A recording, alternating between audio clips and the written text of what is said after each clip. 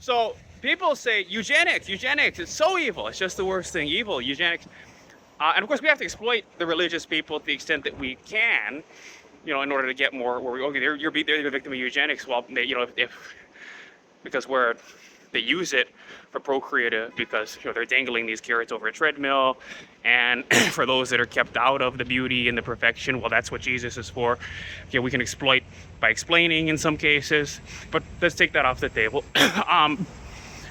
You read Charles Murray, you read older works of literature about it, and academia really is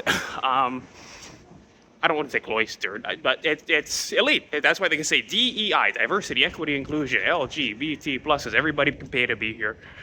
We're all at the capstone of the pyramid.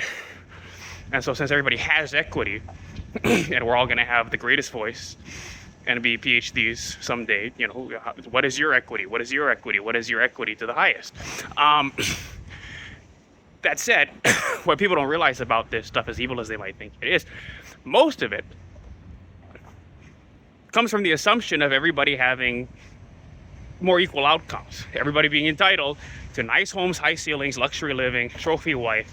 And so even if they can't apply, say, calculus to engineering problems to build a baseball stadium like this one here in San Diego, Petco Park, or if they can't even clean a train because they're clumsy, but they may have a creative part of their brain, so instead of giving a medication to slow down that part of the brain, whether they're novelists or they're artists, they can just remain unmedicated and have that part of their brain break ahead, and they're given 5 people to help them, and could be robot servants, and beautiful girl in a fur coat, so they can experience sexual pleasure and be fully human, even though they can't really apply any torque to society, so they can still have impact as a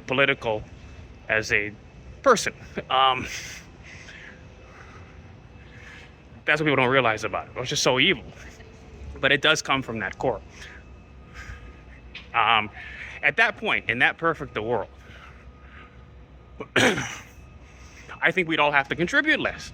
Definitely. Once we're at that point, once it's finally what the academicians, many of them, or people that think this way, where they're coming from, are coming from, perhaps because of robot servants.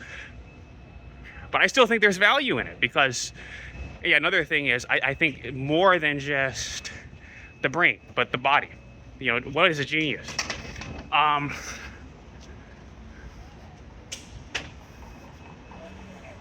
But I think IQ matters because your brain shines with more light. You're closer to the light than everybody else. And if you can process more of your senses, and more than just perceive them, but interpret them and manipulate others and manipulate objects and things around you, you can do more than build a stick-built house, but a skyscraper on the rock.